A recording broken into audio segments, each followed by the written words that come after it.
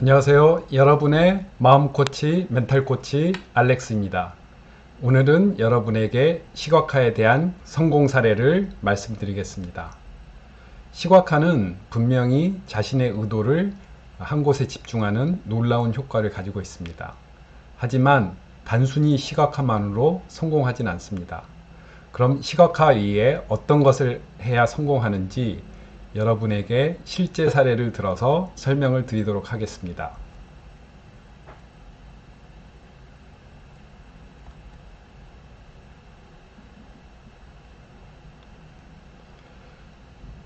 이 성공 사례는 제가 아는 지인에게 직접 들은 이야기입니다. 제가 아는 지인은 국내 통신사의 직원으로 있다가 중소도시의 책임자로 발령을 받아서 가게 됐습니다. 그런데 그곳 중소도시의 실적은 그렇게 좋은 편이 아니었습니다. 하위권을 맴돌고 있었는데요. 어느 날 팀이 회식을 하는 자리에서 이런 질문을 했다고 합니다. 우리 메신저에 무슨 숫자가 보입니까? 라고 한 분기가 끝나고 다음 분기가 시작되는 첫날 메신저에 그 팀이 기록한 영업 실적이 나온다고 합니다. 그래서 다들 눈치만 보고 어떻게 대답해야 될지 모르는 상황이었는데요.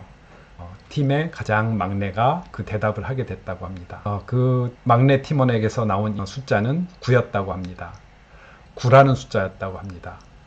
9등은 너무 높은 숫자도 아니고 너무 낮은 숫자도 아니고 적당하게 절충점을 찾은 아주 고심에서 나온 숫자라고 생각을 했다고 합니다. 이렇게 9라는 숫자를 가지고 사람들은 수를 따르고 건배를 외치면서 9등을 위하여 라고 서로 목청껏 외치면서 술을 열심히 마셨다고 합니다. 술이 건하게 취해서 다들 집으로 갔고 그 다음날 사무실에 출근을 했다고 합니다. 보통은 팀장이 회식 다음날 자신에게 와서 집에는 잘 들어갔는지 뭐 이런 인사를 한다고 하는데요. 이번에는 제 지인이 먼저 그 팀장의 자리로 찾아가서 어제 있었던 이야기, 그 다음에 9라는 숫자에 대한 이야기들을 했다고 합니다. 술김에 서로 숫자를 외치면서 재밌게 시간을 보냈지만 사실 9등이라는 것이 그리 쉬운 목표는 아니었다고 합니다. 이렇게 나누는 대화를 지켜보던 다른 직원들이 메신저를 통해서 여러 지역으로, 여러 사무실로 이렇게 소문이 퍼져나가게 되었다고 합니다. 이 상황을 지켜본 팀장의 심정은 어땠을까요? 술김에 9등이라고 했지만 이 소문들이 점점 퍼져나가면서 심리적인 압박감을 느꼈을 것입니다. 이렇게 고민을 하던 팀장은 어느 날 제 지인에게 찾아와서 이런 부탁을 했다고 합니다. 각 대리점에 있는 이 지역 출신의 직원들을 한 명씩 차출해서 저에게 보내줬으면 좋겠습니다 라고 요청했다고 합니다. 제 지인은 흔쾌히 이것을 허락하고 뭔가 근본적인 변화가 일어날 수 있는 계기가 되겠다라는 생각을 했다고 합니다. 사실 중소도시에 실질적으로는 그 지역 출신들이 가까운 인맥을 통해서 입소문으로 하는 것이 더 효율적이었다는 것을 직감적으로 깨달았다고 합니다. 팀장의 입장에서도 어떤 것이 가장 효율적인지 고민해서 찾아낸 결과였을 것입니다.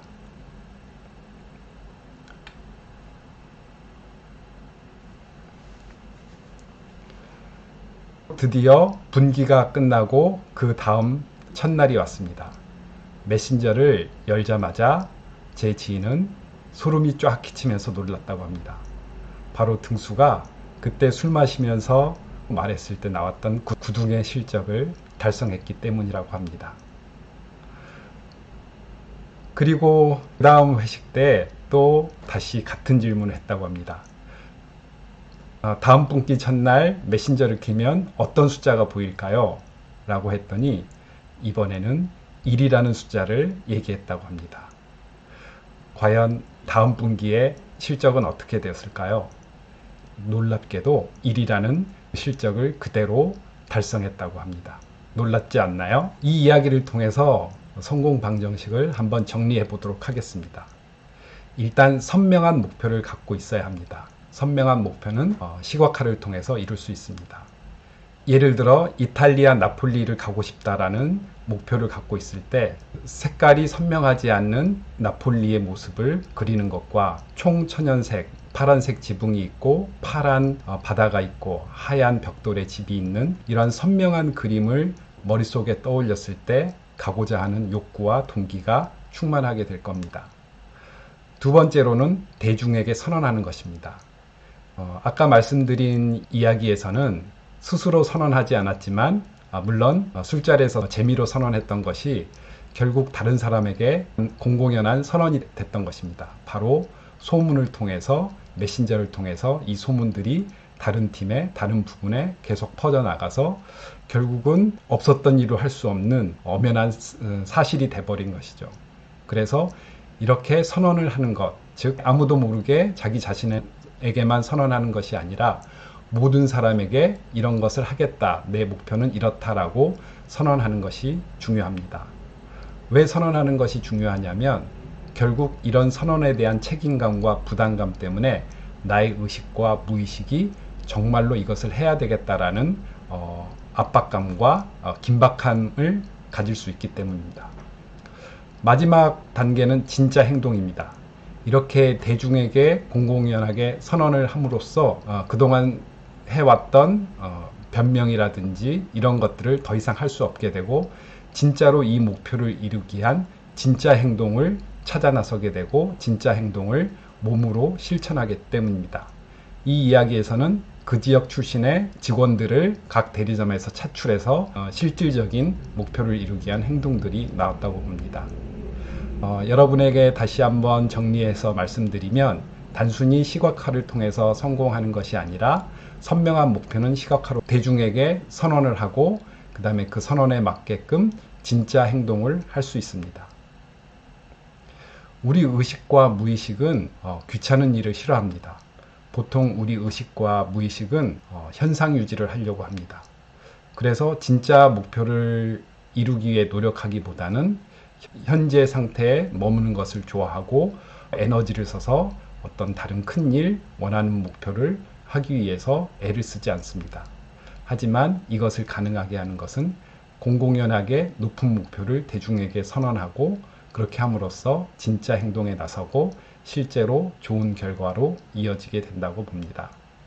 여러분에게 시각화를 통해서 진짜 성공하는 사례를 소개해 드렸고 이 이야기를 통해서 성공 방정식을 여러분에게 정리해 보았습니다. 오늘 영상도 좋으셨다면 좋아요와 댓글 부탁드리겠습니다. 더 좋은 영상으로 찾아뵙겠습니다. 감사합니다.